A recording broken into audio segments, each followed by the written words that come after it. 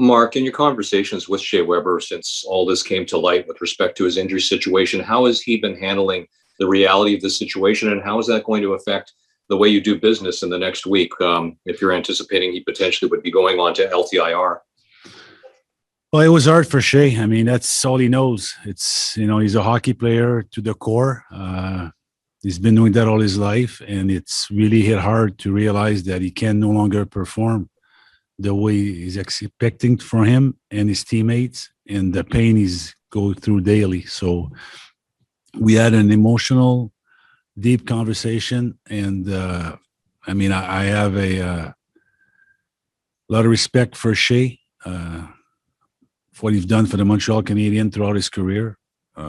It will be impossible to replace Shea Weber. I mean, what he brings to our team on and off the ice, we'll try our best, but I know deep down that you can never replace Shea Weber.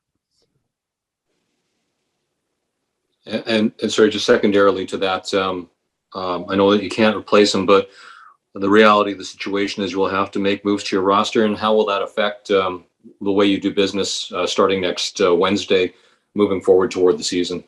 Yeah, I mean, obviously we need to somehow replace his minutes. I mean, we have Romy that is still a young defenseman that will get more responsibility as we move forward. But we'll look closely into the market, either via trade or free agent, to try to at least to a degree replace Shea if we can.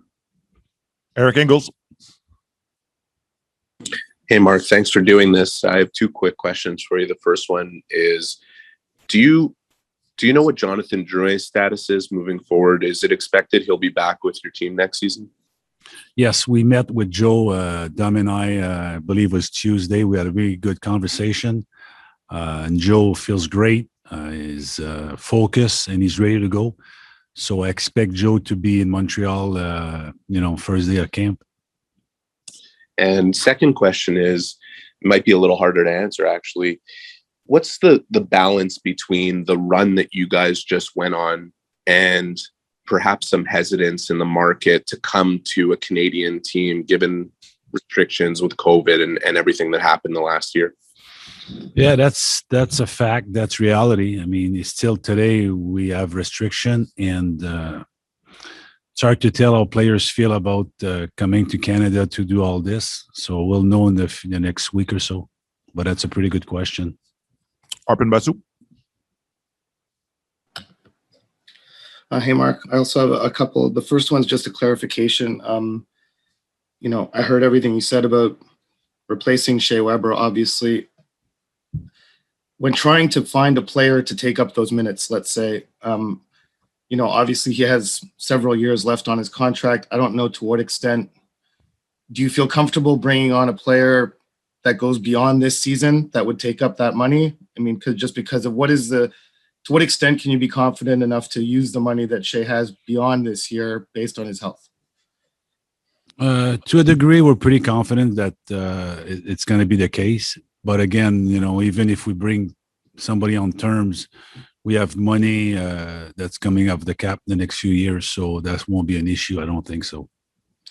And just on Joe, to what extent are you at all surprised, pleasantly or otherwise, that he is willing to come back to Montreal, and how, if you could describe just how that conversation went, because obviously we've been in the dark about it, but that's pretty big news that he's coming back. How does that affect your planning for the off season? Well, it's huge. I mean, Joe, I think when Dom took over, we saw the best hockey Joe ever play in the Montreal uniform. So that's very exciting. And then after that, as we all saw his game drop, and knowing now why that happened, and it's been taken care of. So we're pretty excited to see Joe back from where he was playing at the top of his game under Dom, I would say mid through last season. So that's a positive for us. Jonathan Bernier. Oui, merci Paul. Salut Marc. Juste pour revenir sur le repêchage d'expansion, si tu as choisi de protéger Jake Allen, c'est qu'il y avait une grosse crainte de le perdre. C'était quoi le deal, s'il y en avait un, avec le Kraken pour le garder? C'était quoi les exigences du Kraken? Bah, écoute, on a toutes des idées différentes de la demande, mais à nos yeux, à nous, la demande était beaucoup exigeante. Alors, on avait d'autres options, mais quand la conversation est venue avec Carey, on a vraiment regardé ça de près, puis on a pris un risque calculé, puis qui a payé pour nous, pour l'organisation. Crois-tu pour Carey que c'est son salaire ou c'est son rendez-vous chez le médecin ou son état de santé incertain qui ont fait reculer le Kraken? Seulement les Kraken, Ron Francis peut répondre à cette question. Guillaume Lefrançois. Oui, salut Marc. Quand on te parlait de Shea Weber, du trou que ça va laisser, ça laisse également un gros trou parmi les droitiers en défense derrière Jeff Petrie. Est-ce que ce sera une priorité de viser spécifiquement un droitier puis essayer de rééquilibrer un petit peu ça là, dans votre défense, dans l'organisation?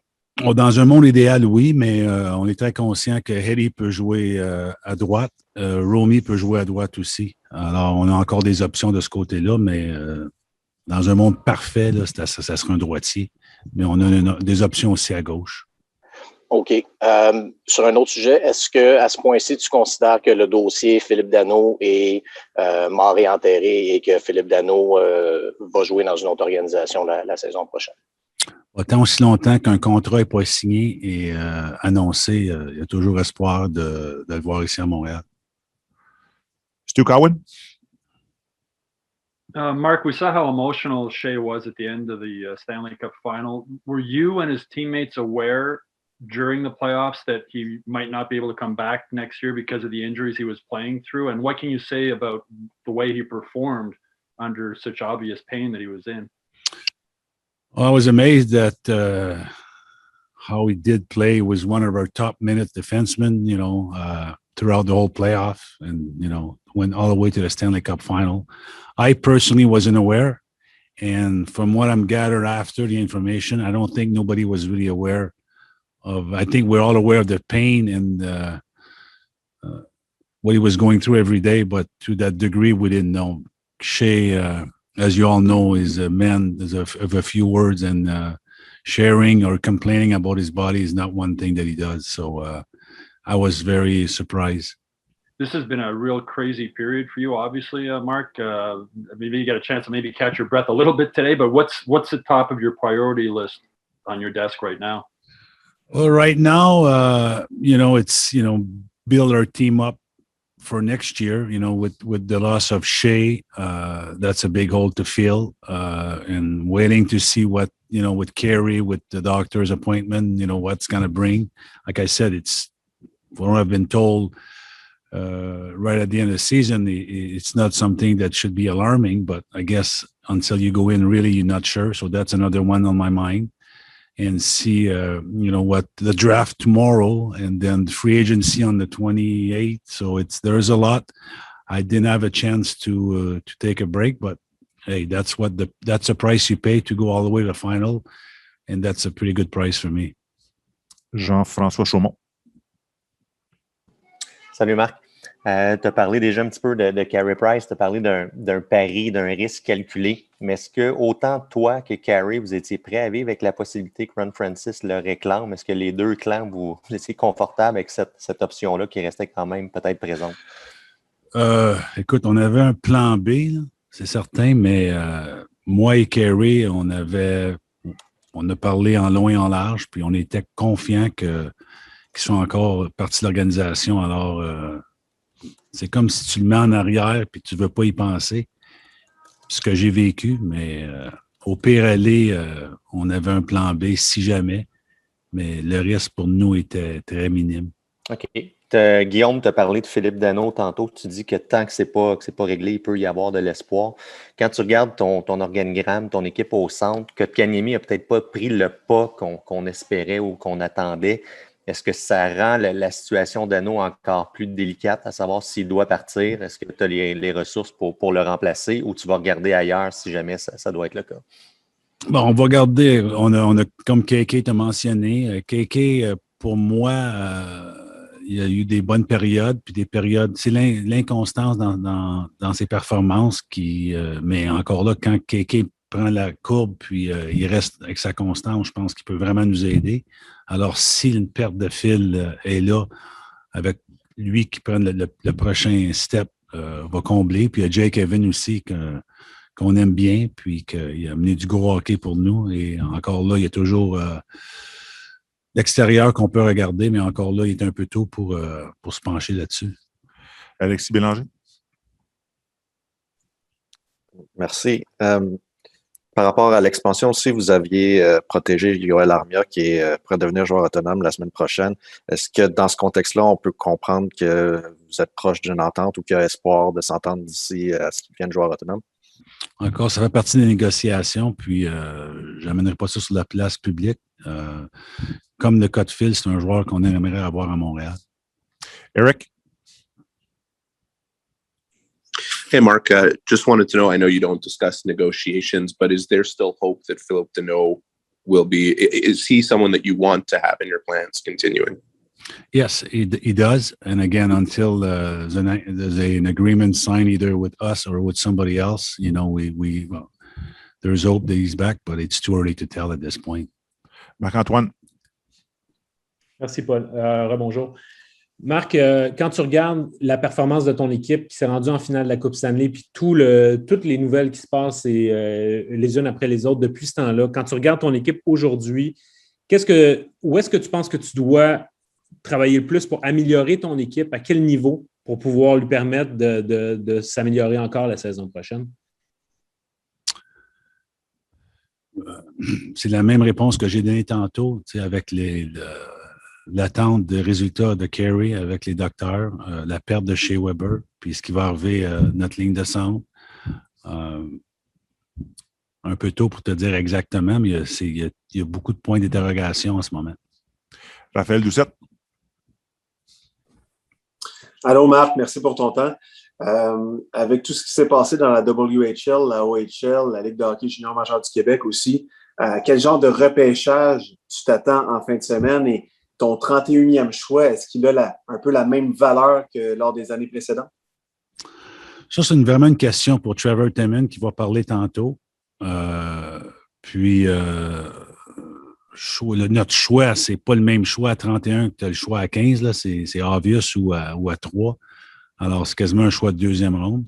Mais la façon que le hockey s'est déroulé à cause de la pandémie, le draft, c'était toujours très difficile. Puis je crois que ça va être encore plus difficile cette année avec les limitations de matchs puis de viewing des joueurs à travers l'Amérique du Nord et l'Europe.